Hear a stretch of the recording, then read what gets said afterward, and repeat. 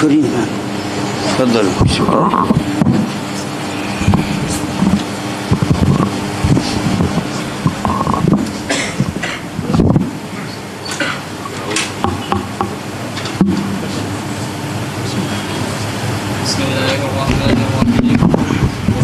على سيدنا محمد وآله وصحبه وسلم من كتاب سيدنا محمد رسول الله صلى الله عليه وسلم للإمام الشيخ عبد الله سراج الدين الحسيني رحمه الله تعالى ونفعنا به وبعلومه وبعلومكم وبعلوم سائر الصالحين في الدارين آمين.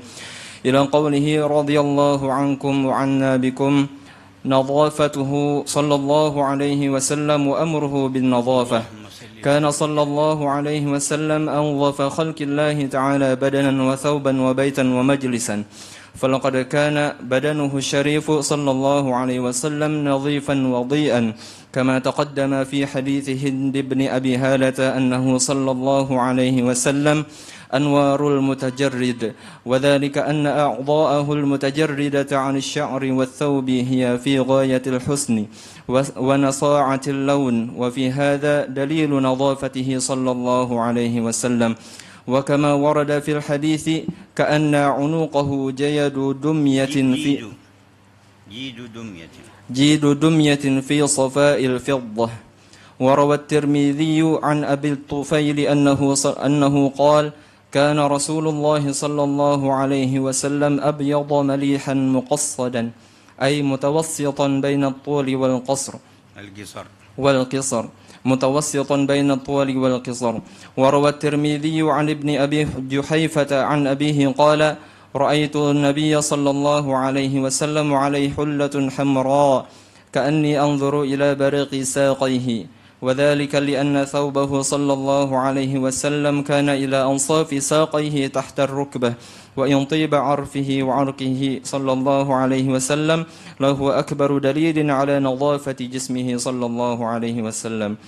وفي الصحيحين عن أنس رضي الله عنه قال: ما مسست حريرا ولا ديباجا ألين من كف النبي صلى الله عليه وسلم، ولا شممت ريحا قط أو عرفا، وفي رواية أو عرقا أطيب من ريح أو عرف النبي صلى الله عليه وسلم.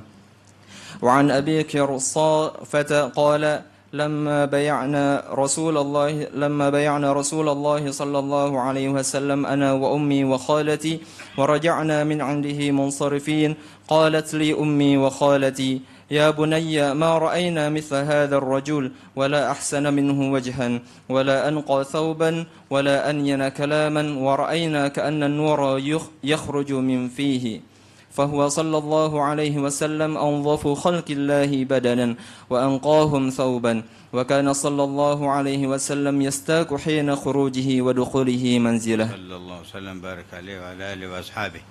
الحمد لله. يبين الشيخ عليه رضوان الله تعالى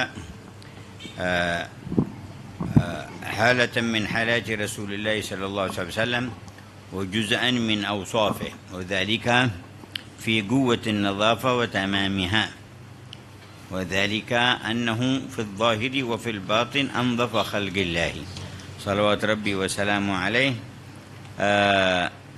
فما تعلق بنظافة بدنه أو ثوبه أو بيته أو مجلسه كان في ذلك غاية وقمة. Alhamdulillah, Syekh telah menerangkan tentang salah satu keadaan di antara keadaan Nabi SAW dan di antara bagian daripada halnya Rasul SAW, yang mana di antaranya adalah bersihnya baginda yang mulia SAW, dan bersihnya beliau di sini adalah zahirnya dan juga batinnya, yang mana kebersihan yang ada pada diri Nabi SAW yaitu pada badan beliau, pada pakaiannya, rumahnya dan juga majlisnya, yang merupakan ini adalah sifat baginda yang mulia sallallahu alaihi wasallam. وجاء أنه أنور المتجرد، يعني ما تجرد عن الثياب، أنه ثيابه التي يعتادها، فإذا تجرد عنها لأجل وضوء أو لأجل طهارة أو جلوس خاص في البيت، فإذا تجرد عن الثياب يبرق أثر نور جسده صلى الله عليه وسلم. Sebagaimana juga diriwayatkan bahwa Nabi Shallallahu Alaihi Wasallam apabila beliau berada di rumahnya dan telah menanggalkan dari pakaian yang biasa dipakai oleh beliau sehingga nampaklah bagian daripada lengan beliau, maka nampaklah bagaimana bersihnya kedua lengan baginda yang mulia sallallahu alaihi wasallam. Wa amma qawlu ka'anna 'unugahu fal murad bi raqabatihi syarifah ka'anna 'unugahu jidu dumya yani raqabat dumya ay ghazala مثل جيد الغزال أي رقبة الغزال لكن في صفاء الفضة كأن في بياض الفضة. Sedangkan yang diriwayatkan bahwasanya leher baginda yang mulia alaihi salatu wassalam seperti jidi dumyah, yaitu seperti lehernya ghazal. Ghazal ini seperti kancil ya, yang tinggi ideal, tetapi juga nampak daripada kemurnian seolah-olah berwarna perak. في القرآن في جيدها حبل من مسد يعني حلقها وعنقها. Dalam Al-Quran Allah Ta'ala berfirman fi jidihad hablum min masad, yakni di lehernya istrinya Abu Lahab tadi adalah di lehernya. Jid di sini artinya leher. ويضرب المثل في الحسن للجيد بجيد الغزال. Dan dimisalkan dengan indahnya suatu leher dengan lehernya kancil. يقول رأيت النبي صلى الله عليه وسلم عليه حلة حمراء والمراد ثياب عليها خطوط حمر ليست حمراء خالصة فقد كان يكره الأحمر الخالص من الثياب وينهى عنه. Adapun yang dimaksudkan, aku telah melihat Nabi Shallallahu Alaihi Wasallam mengenakan pakaian yang berwarna merah. Di sini adalah merah yang bergaris-garis merah, bukan pakaian merah keseluruhannya. Karena Nabi Shallallahu Alaihi Wasallam tidak menyukai dan melarang untuk memakai pakaian yang merah keseluruhan. فحتى لما رأى على بعض أصحابه ثوب خالص الحمرة أمره أن يحرقه. Sehingga pun Nabi Shallallahu Alaihi Wasallam melihat sebahagian daripada sahabatnya yang memakai pakaian yang keseluruhannya murni merah, maka Nabi memerintahkannya untuk membakarnya.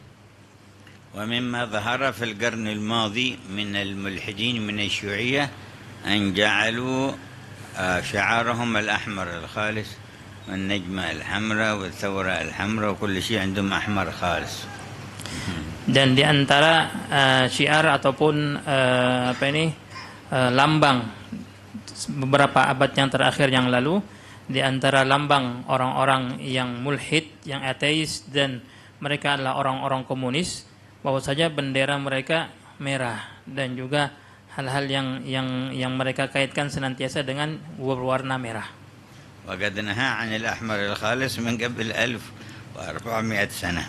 Sedangkan Nabi SAW sudah melarang memakai pakaian yang murni merah tersebut 1400 tahun yang lalu. قال كأني أنظر إلى بديق ساقي لأن إزاره صلى الله عليه وسلم يستعمله على نصف الساق. Dan dikatakan aku seolah-olah melihat daripada cahaya kedua betis Nabi, karena pakaian Nabi sampai di pertengahan betis beliau. يروي أنس كما روى الإمامان البخاري ومسلم عن سيدنا قال ما مسست حريرا ولا ديباجا ألين من كف النبي صلى الله عليه وسلم. Sebagaimana diriwayatkan Imam Sayyidina Anas dalam Sahih Bukhari dan Muslim, beliau berkata, tidak pernah aku memegang suatu sutra yang tebal ataupun yang tipis lebih lembut dari telapak tangan baginda yang mulia sallallahu alaihi wasallam. يقول ولا شممت ريحا قط أو قال عرفا وفي رواية عرقا أطيب من ريحي أو عرف النبي صلى الله عليه وسلم.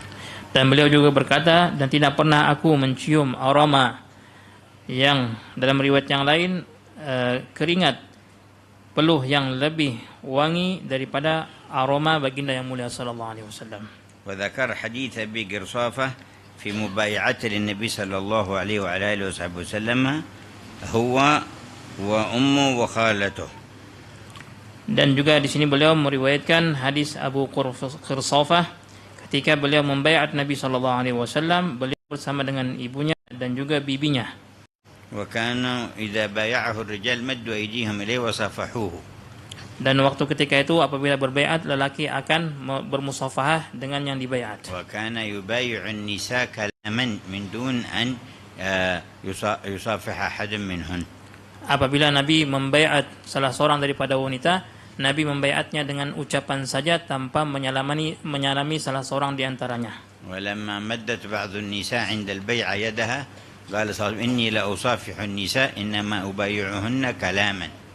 Ketika salah seorang wanita mengulurkan tangannya untuk dibaiat, maka Nabi mengatakan, aku tidak bermusafahah bersalaman dengan wanita, aku membaiatnya hanya dengan ucapan. ويروى أنه مرة عند مصافحة بعض النساء مد رداءه الشريف ليمسكن الرداء.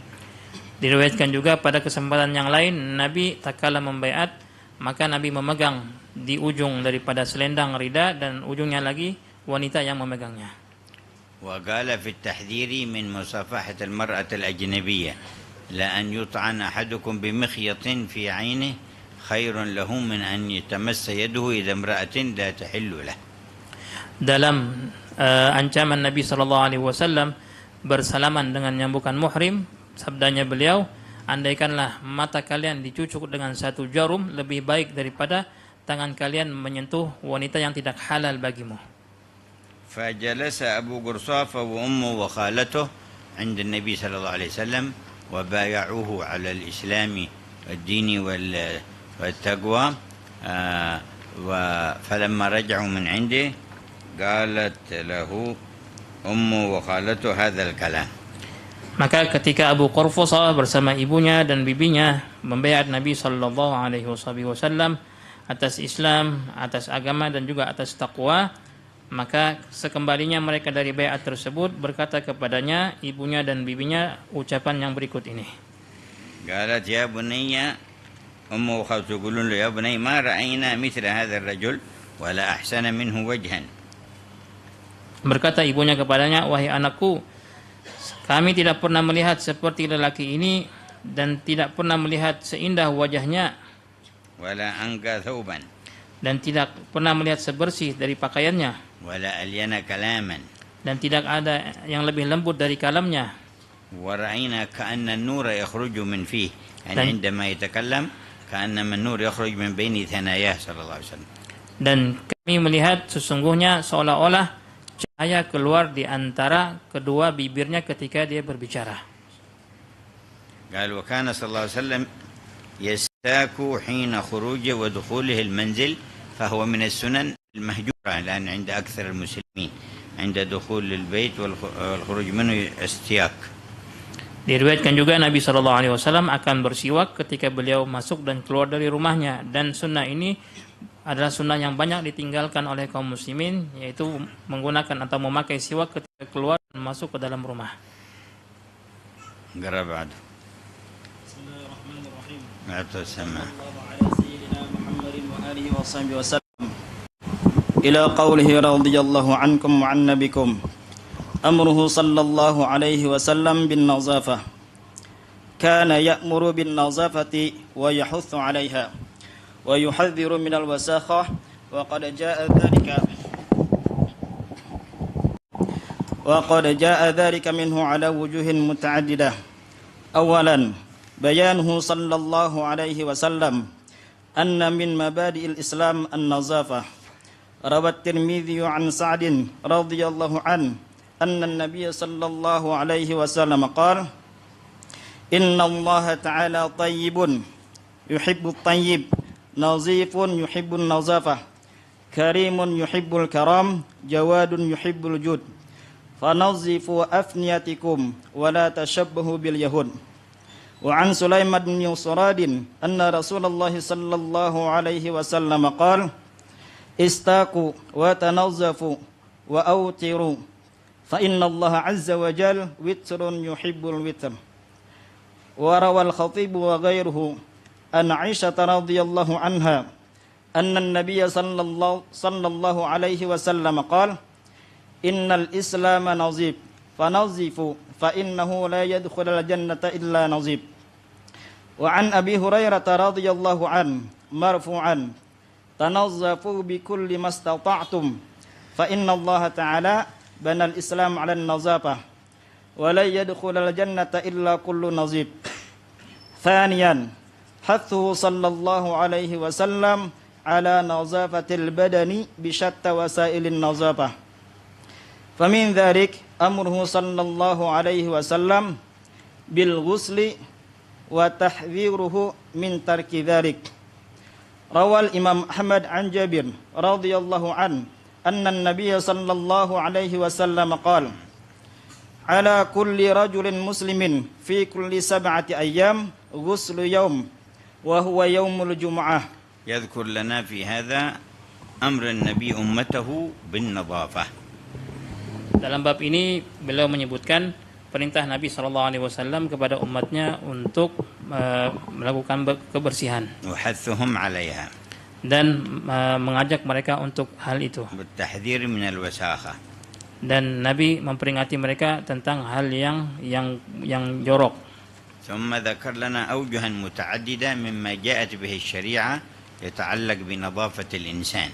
Kemudian menyebutkan juga beliau dari hal-hal yang banyak di antara hal-hal yang disyaratkan ataupun digalakkan oleh Islam, hal yang berkaitan dengan kebersihan. فالأول بيانه صلى الله عليه وسلم أن الدين بني على النظافة وأن الإسلام قائم على النظافة على وجه العموم.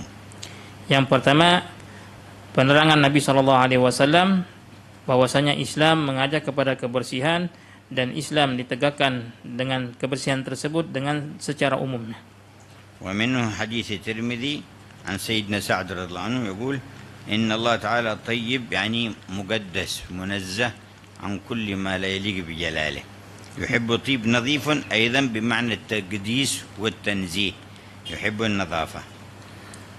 Yang pertama, riwayat dari Imam Tirmidzi dari Sayyidina Sa'ad radhiyallahu anhu bahwasanya Nabi SAW bersabda, sesungguhnya Allah Subhanahu wa taala Maha bersih. Maknanya adalah bersih daripada ataupun muqaddas, suci dari hal-hal yang aib dan kurang pada zatnya, dan juga yuhibbun thayyib, menyukai hal-hal yang baik, yang bersih dan hal yang suci. Karimun yuhibbul karam. Allah Ta'ala Maha mulia dan menyukai kemuliaan. Jawadun yuhibbul jud. Maha murah dan menyukai kemurahan. قال فنظفوا أفنيتكم. ومعنى الأفنية الساحات المتصلة بالبيوت. الساحات المتصلة بالفناء. فناء كل بيت الساحة المتصلة به. نظفوا أفنيتكم ولا تشبهوا باليهود. Dan juga beliau bersabda, bersihkanlah afniyah kalian. Afniyah adalah halaman yang bersambung dengan rumah. Ini dinamakan dengan afniyah. Bersihkanlah halaman rumah kalian dan janganlah kalian meniru orang-orang Yahud. وفي الحديث أن لعق الإناء وطهارة الفناء يعني نظافة الفناء يورثان الغناء. Dalam hadis bahwasanya menjilat bekas daripada makanan, piring dan lain sebagainya, dan juga membersihkan fina halaman rumah akan mendatangkan ghina, kekayaan. لعق الإناء ألا يبقي في شيء من أثر الطعام يلعقه تماما وطهارة الفناء من أسباب الغناء. Ini membersihkan dari bagian makanan sehingga tidak ada yang tersisa, kemudian menjilatnya dan membersihkan bagian halaman rumah di antara hal yang akan mendatangkan kekayaan. وكان كذلك بعد الطعام يلعق أصابعه الكريمة. Dan begitu juga Nabi SAW apabila setelah makan beliau akan menjilat jari-jari beliau. واكتشف الأطباء أن في الأصابع مادة تبرز إذا مصها الإنسان تساعده على هضم الطعام.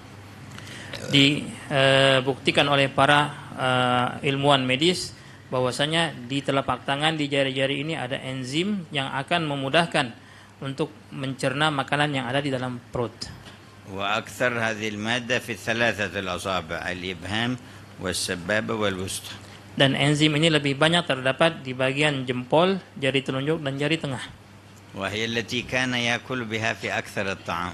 3 jari inilah yang Nabi gunakan untuk kebanyakan beliau dalam makannya. فما أعجب شانه وحاله. Sungguh ajib daripada keadaan dan hal Nabi SAW. ويروى أيضا في الحديث أن بني الدين على النظافة. Diriwayatkan juga dalam hadis bahwasanya agama dibangun atas kebersihan. وذكر عن سليمان بن سرد في رواية ابن أبي شيبة والطبراني يقول استاكوا وتنظفوا. Diriwayatkan juga dari Sayyidina Sulaiman bin Surad di riwayatnya Ibn Abi Syaibah dan juga Imam Tabrani, Nabi bersabda, bersiwaklah kalian dan jagalah kebersihan. وأوتروا أي صلوا الوتر فإن الله عز وجل وتر يحب الوتر. Dan kerjakanlah salat witir, sesungguhnya Allah Subhanahu wa taala witir yang Maha Esa dan menyukai hal yang witir. أيضا يأتي عدد الوتر في الاستياك فيستاك 3. Juga kembali bilangan witir di sini adalah jumlah ketika bersiwak, maka bersiwak 3 kali. وفي التنظيف يغسل الإناء 3. Dan juga ketika membersihkan wadah ataupun piring, membersihkannya 3 kali. فالوتر أيضا غير الصلاة في أكثر الشؤون مستحب. Makna witir selain daripada salat witir, pada hal-hal yang lainnya juga digalakkan dan disunahkan. والعجيب أيضا اكتشافهم الآن أن تناول الإنسان للتمر الفرق ما بين أن يكون وتر أو شفعا، فكثير من الأضرار التي قد يتضرر بها بعض الأجساد من التمر ونحوه إذا كان شفع تظهر وتؤثر، فإذا كان وتر تخف وتقل هذه أو أثر الوتر يختلف عن أثر الشفع. Begitu juga ditemukan tentang faedah dan perbedaan ketika seseorang memakan buah korma dalam bilangan yang ganjil dan bilangan yang genap. Apabila mereka menemukan penemuan bahwasanya orang yang memakan dengan jumlah bilangan korma dengan jumlah yang genap, maka akan lebih banyak mudaratnya kepada tubuhnya, sedangkan tatkala memakannya dengan jumlah bilangan yang ganjil, maka tidak ada mudaratnya. Maka di sini ada perbedaan antara ganjil dan genap dalam makan korma. حتى الذي عندهم مثلا مرض السكري إذا أكل 2 تمرات أو أكل 3، الذي يأكل 2 يتضرر أكثر من اللي يأكل 3، يأكل 3 يكون ضرره أقل. Sampai orang yang ada penyakit gula sekalipun, kalau dia makan korma cuma dua ini buah saja, maka itu akan lebih memudaratkan dibandingkan dengan orang yang makan 3. ففي الظاهر أنه لما زاد وحدة بيكون ضرر أكثر، لكن مع التحليل طلع العكس أن الوتر ضرره أقل. Secara zahirnya kalau 2 tadi memberi mudarat, ditambah lagi 1 akan bertambah lagi mudaratnya, tapi ternyata tatkala diperiksa justru ini yang lebih sedikit mudaratnya. فما أعظم سنن سيد الوجود. Maka mulialah daripada sunnah Sayyidina Rasulullah SAW. قال وروى الخطيب وغيره عن عائشة أن النبي صلى الله عليه وسلم قال إن الإسلام نظيف فتنظفوا فإنه لا يدخل الجنة إلا نظيف. Diriwayatkan juga oleh Al-Khatib dan selain beliau dari Sayyidina Aisyah radhiyallahu anha bahwasanya Nabi sallallahu alaihi wasallam bersabda, sesungguhnya Islam menyukai kebersihan, maka berbersihlah kalian, maka sesungguhnya tidaklah seseorang masuk dalam surga melainkan dalam keadaan bersih. والمراد بالنظيف الذي يدخل الجنة نظيف العرض ونظيف القلب، كما قال تعالى لا ينفع مال يوم لا ينفع مال إلا من أتى الله بقلب سليم. Dan yang dimaksudkan dengan bersih masuk surga dalam keadaan bersih adalah bersih hatinya, sebagaimana Allah Ta'ala firmankan, yang ketika itu tidaklah mendatangkan manfaat harta dan juga keturunan ataupun keluarga, melainkan yang memberikan manfaat adalah hati yang bersih saja. وذكر أيضا حديث تنظفوا بكل ما استطعتم. Disebutkan juga hadis yang bunyinya berbersihlah kalian sesuai dengan kemampuan kalian. فإن الله تعالى بنى الإسلام على النظافة. Maka sesungguhnya Allah Ta'ala membangun Islam atas kebersihan. ولن يدخل الجنة إلا كل نظيف. Dan tidak akan masuk ke dalam surga melainkan dalam keadaan bersih. طيب. ففي قوله بكل ما استطعتم إشارة إلى أنه ما يحدث من وسائل وأسباب النظافة ما لم يكن فيه شبهة من استعمال بعض مواد نجسة أو مواد مضرة بالصحة، فيستعمل النظافة بكل ما سلم من النجاسة ومن الإضرار بالصحة، داخل في قوله بكل ما استطعتم، تنظفوا بكل ما استطعتم، كل ما يحدث من الوسائل والأسباب للنظافة ما دامت لا تحمل نجاسة ولا ضررا بالصحة فينبغي استعمالها. Maka di antara sabda Nabi yang mengatakan bahwasanya bersihlah kalian semampu kalian, termasuk semampu kalian di sini adalah mempergunakan atau menggunakan segala wasilah, segala alat yang digunakan untuk membersihkan, tetapi dengan catatan kata beliau, yang pertama tidak ada mengandung najis di dalamnya, dan yang kedua tidak ada mendatangkan mudarat kepada orang yang memakainya. Itu semua termasuk dalam sabda Nabi, mastata'tum, semampu kalian, dalam wasilah seluruh hal yang digunakan dalam mencapai daripada kebersihan. ومع ذلك يظل الأقرب إلى الصحة مع القيام بالنظافة ما كان طبيعيا لم يشب المواد الكيماوية ونحوها.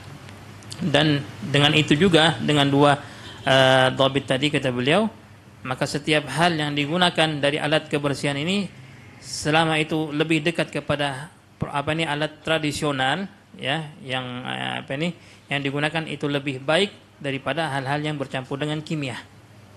فحتى أنواع الصوابين مثلا فقد يكون صابون مشكوك في استعمال شيء من شحم الخنزير فيه أو النجاسات أو مواد مضرة من بعض الشركات التي تتربص بالناس وبالمسلمين خاصة، وصوابين تكون سالمة من ذلك، ولكن أيضا في صابون طبيعي جدا بعيد عن الكيماويات، هذا أقرب إلى الصحة. Dan juga seperti yang kita gunakan dalam kebersihan sabun, kadang-kadang dalam sabun itu ada juga daripada unsur hal-hal yang najis, seperti beliau sebutkan babi, ataupun juga ada beberapa zat yang mengandung di dalamnya mudarat yang datang daripada perusahaan-perusahaan yang terabbas sengaja kata beliau untuk mencidrakan orang-orang, dan yang terlebih khusus orang-orang Islam. Maka pilihlah dari sabun yang lebih alami, yang lebih untuk jauh daripada hal yang najis dan juga yang memudaratkan. قال ثانيا حثه صلى الله عليه وسلم على نظافة البدن بشتى وسائل النظافة، من ذلك أمره بالغسل، تحذيره من ترك الغسل مدة أكثر من أسبوع. Dan yang kedua adalah Nabi menggalakkan untuk membersihkan badan dengan segala macam wasilah kebersihan, dan diantaranya perintah Nabi SAW untuk mandi, dan peringatan beliau atas meninggalkan mandi apabila lebih daripada 1 minggu. وذكر رواية الإمام أحمد عن سيدنا جابر رضي الله عنه يقول النبي صلى الله عليه وسلم قال على كل رجل مسلم في كل 7 أيام غسل يوم. Dan beliau menyebutkan riwayat dari Imam Ahmad dari Sayyidina Jabir radhiyallahu anhu, Nabi SAW bersabda, atas setiap lelaki yang muslim setiap 7 hari mandi 1 hari. وقال وهو يوم الجمعة. 1 hari tersebut adalah hari Jumat. هذا قوله وهو يوم الجمعة هذا أقرب أن يكون من كلام الراوي. Perkataan hadis ini yang mengatakan yang dimaksud 1 hari adalah hari Jumat, ini lebih tepatnya adalah perkataan dari perawi hadis. وذلك مناسب من جهتين. Karena hal yang demikian lebih sesuai dengan dari dua sisi. الجهة الأولى أن الذين تجب عليهم الجمعة ويحضرونها هم أيضا مأمورين بالنظافة، فإذا كان الغسل لإتيان الجمعة تضاعف الأجر.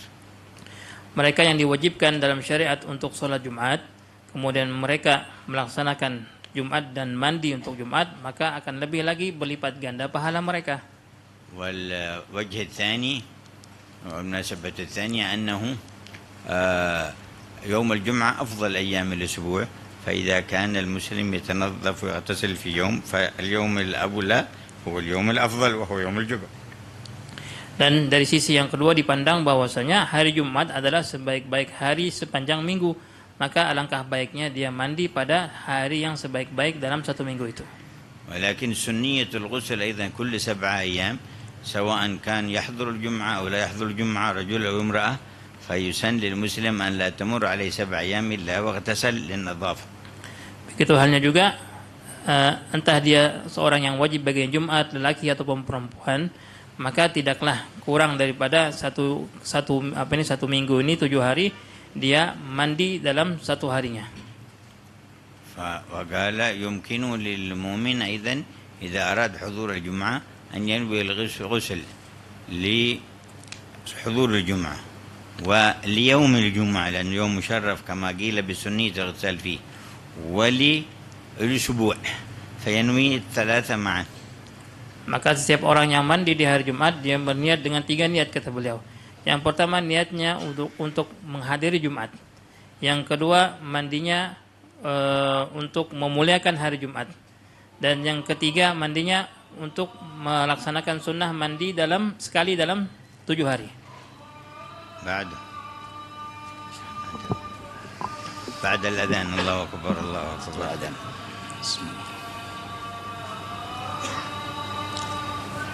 الله أكبر الله أكبر الله أكبر.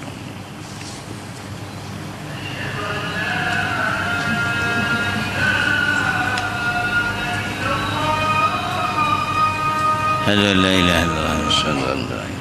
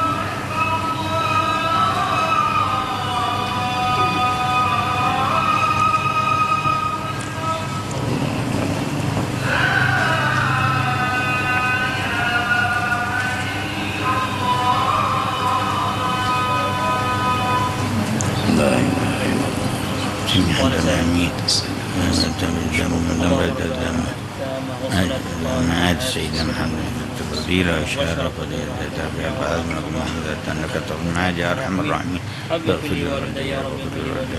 لوالدي رب اغفر لوالدي وارحمهم أكبر من السيئات اسك العفو والعافية مع بدائم الدين والآخرة صلى الله عليه وسلم. بسم الله الرحمن الرحيم وصلى الله على سيدنا محمد وآله وصحبه وسلم إلى قوله رضي الله عنكم وعنا بكم. ومن ذلك حثه صلى الله عليه وسلم على تعهد أطراف البدن بالنظافة وإزالة الأوساخ عنها وأن ذلك من الفطرة الدينية التي جاءت بها جميع الرسالات الإلهية. وروى مسلم عن عائشة رضي الله عنها أن النبي صلى الله عليه وسلم قال: 10 من الفطرة قص الشارب وإعفاء اللحية والسواك واستنشاق الماء وقص الأظفار وغسل البراجم ونتف الإبط وحلق العانة وانتقاص الماء. وقد حذر النبي صلى الله عليه وسلم من إهمال ذلك مدة طويلة. ففي سنن أبي داود عن حسن رضي الله عنه قال: وقت لنا رسول الله صلى الله عليه وسلم في قص الشارب وتقليم الأظفار ونتف الإبط وحلق العانة ألا تترك أكثر من 40 ليلة، يعني أنه إذا دعت الحاجات إلى الترك أو لم يتمكن من الغسل والقص والتقليم في كل أسبوع فلا يجوز له أن يؤخر أكثر من 40 ليلة فإنه حينئذ آثم كما نص الفقهاء على ذلك. الحمد لله. يذكر حث صلى الله عليه وسلم على تعهد أطراف البدن بالنظافة. Beliau menyebutkan perintahan Nabi Shallallahu Alaihi Wasallam untuk kebersihan badan dan dengan segala wasilahnya. وذكر حديث مسلم عن سيدتنا عائشة أم المؤمنين رضي الله عنها أن النبي صلى الله عليه وسلم قال 10 من الفطرة يعني من الفطرة الدينية. Diriwayatkan dari Sahih Muslim dari Sayyidina Aisyah radhiyallahu anha bahwa Nabi sallallahu alaihi wasallam bersabda, 10 hal termasuk daripada fitrah. Fitrah di sini fitrah dalam agama. والفطرة أيضا تطلق على الطبيعة والخلقة. Fitrah juga dimanakan daripada tabiat ataupun asal sesuatu. ولكن هذه السنن دينية متعلقة بخلقة الإنسان.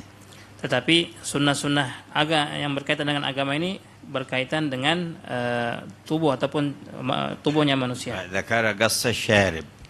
Disebutkan yang pertama adalah mencukur kumis. فالسنة قصه حتى تبدو حمرة الشفة. Sunnahnya adalah mencukur kumis tadi sampai nampak daripada merahnya bibir. وكان المجوس يربون شواربهم ويطيلونه. Orang-orang Majusi dulunya mereka membiarkan kumis mereka panjang. ولما وفد بعضهم على النبي صلى الله عليه وسلم في المدينة ورآهم يحلقون اللحى ويطيلون الشوارب كره النظر إليهما. Tak kala mereka datang kepada Nabi SAW di Madinah dalam keadaan seperti itu, memanjangkan kumis mereka dan mencukur janggut mereka, Nabi melihat dengan pandangan yang tidak enak dengan mereka. قال من أمركما بهذا؟ Nabi bertanya, siapa yang memerintah kalian atas dua perkara ini? قال ربنا يقصدون الملك حقهم. Mereka mengatakan Tuhan kami, maksudnya adalah raja mereka. قال ولكن ربي أمرني أن أقص الشارب وأن أعفي اللحية. Tetapi kata Rasulullah, Rabbku Tuhanku memerintahkanku untuk mencukur kumis dan memanjangkan janggut. إعفاء اللحية تركها وتربيتها مع الاعتناء بها. Mana i'fa'ul lihyah yang kedua di sini adalah membiarkan jenggot ataupun janggut ini panjang, mananya memeliharanya juga. وكان طول لحيته صلى الله عليه وسلم مثل عرضها. Janggut Nabi SAW panjang dan lebarnya sama. وكان عبد الله بن عمر يقبض بيده القبضة من اللحية فما زاد على القبضة قصه. Sayyidina Abdullah bin Umar terkadang menggenggam janggut beliau, apabila yang lebih daripada genggaman akan dicukur beliau. وكان عبد الله بن عمر مشهور بشدة المتابعة للنبي صلى الله عليه وسلم. Dan juga Sayyidina Abdullah bin Umar masyhur dikenal dengan orang yang sangat mengikut kepada sunnah Nabi sallallahu alaihi wasallam. والسواك وهو مستحب في كل حال. Dan ketiga, siwak dan sangat digalakkan, disunnahkan dalam setiap keadaan. وهو يصح بكل خشن يزيل الوسخ. Dan sah dinamakan siwak sesuatu yang kasar dan membersihkan. لكن أفضله عود الأراك. Sebaik-baiknya adalah kayu siwak arak. وليتأكد استحبابه في مواطن. Dan lebih dipastikan lagi menggunakan siwak di beberapa keadaan. مثل عند الوضوء. Ketika ingin berwudu, وعند الصلاة. ketika ingin salat, عند قراءة القرآن. ketika akan membaca Quran, وعند قبل النوم. sebelum tidur, وعند القيام من النوم. ketika bangun dari tidur.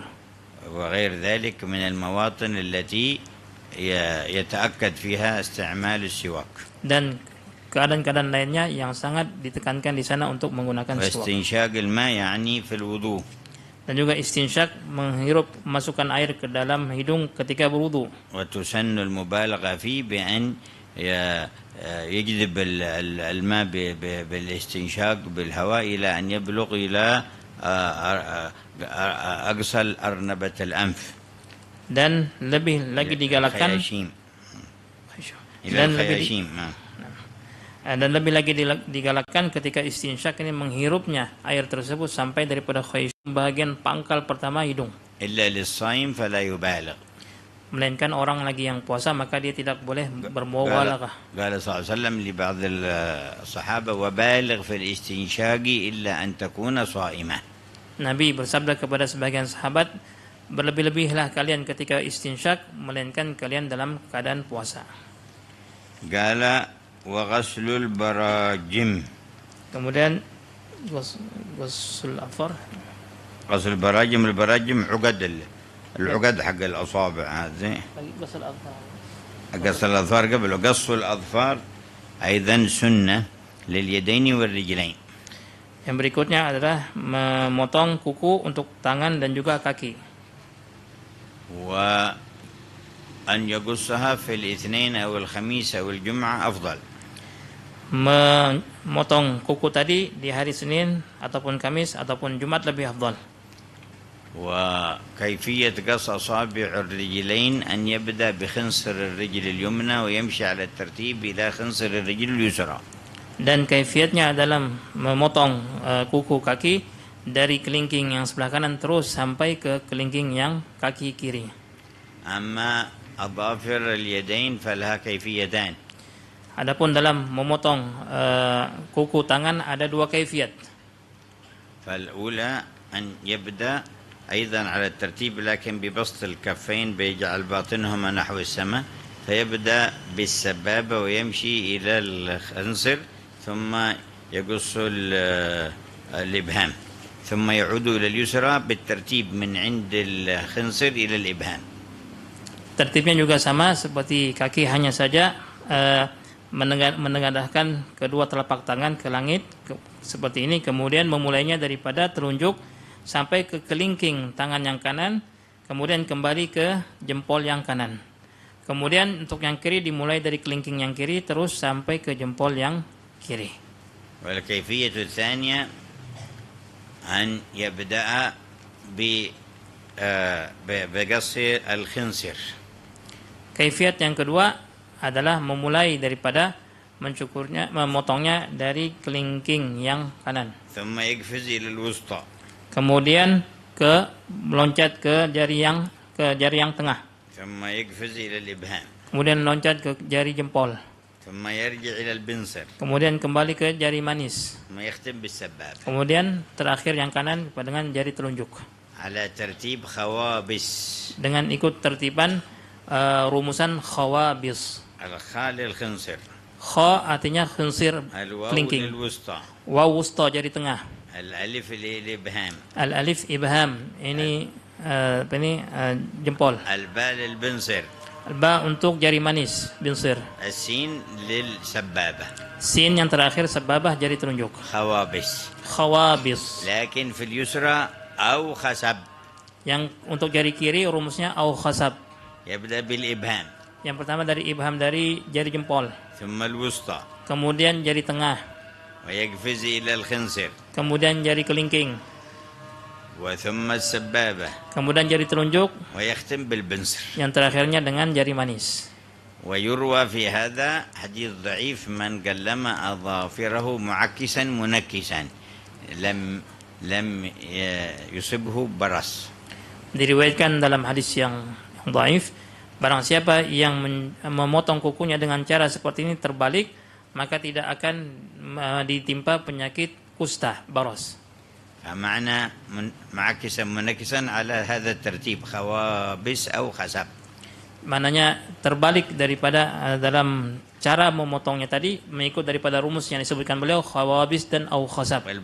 والبراجم عقد الأصابع. Kemudian barajim artinya ruas-ruas jari. كذلك نتف الإبط. Dan juga mencabut bulu ketiak. حلق العانة وانتقاص الماء يعني الاستنجاء. Dan juga mencukur bulu kemaluan dan beristinja. قد حذر النبي من إهمال ذلك مدة طويلة أكثر من 40 يوم. Dan Nabi SAW sangat melarang untuk melalaikan hal yang demikian sampai lebih dari 40 hari. فيقال من أخر قص أظافره أو شيء من هذه السنن أكثر من 40 يوم باض فيها الشيطان وفرخ كناية لأنه يتسلط عليه. Barang siapa yang mengakhirkan untuk memotong daripada yang disebutkan tadi lebih dari 40 hari, maka syaitan akan berkembang biak, maknanya bertelur pada dirinya, Maknanya di sini adalah syaitan akan menguasai diri orang tersebut. الذين يؤخرون أظافرهم أكثر من 40 يوم يتسلط عليهم الشيطان. Yang mengakhirkan memotong kukunya sampai lebih 40 hari, syaitan akan menguasainya. وبعضهم يترك بعض الأصابع فيقص البعض ويترك واحد أو اثنين في اليمنى وفي اليسرى فيتسلط عليه الشيطان من هذا الباب. Sebagian juga ada yang memotong kukunya sebagian saja. Satu jari, dua jari dibiarkan. Itu pun juga syaitan masih menguasainya. فليحذر الإنسان من تقليد الذين يتسلط الشيطان عليهم ويتبع سنة النبي. Maka hendaklah seseorang berhati-hati daripada mengikut orang yang syaitan menguasai mereka, bahkan dia mengikut daripada sunnah Nabi sallallahu alaihi wasallam. رزقنا الله اتباعه. Allah Ta'ala mengurniakan kita mengikut Rasul sallallahu alaihi wasallam. وأضاءنا بنور شعاعه وركعنا بارتفاعه وحمانا به من شرور أنفسنا وسيئات أعمالنا وأصلح شؤوننا بما صف شؤون الصالحين بسر الفاتحة إلى حضرة النبي محمد. اللهم صل وسلم على صبي الفاتحة. كنا أردنا أن ندرك ولكن صلوا علينا فنصلي هنا.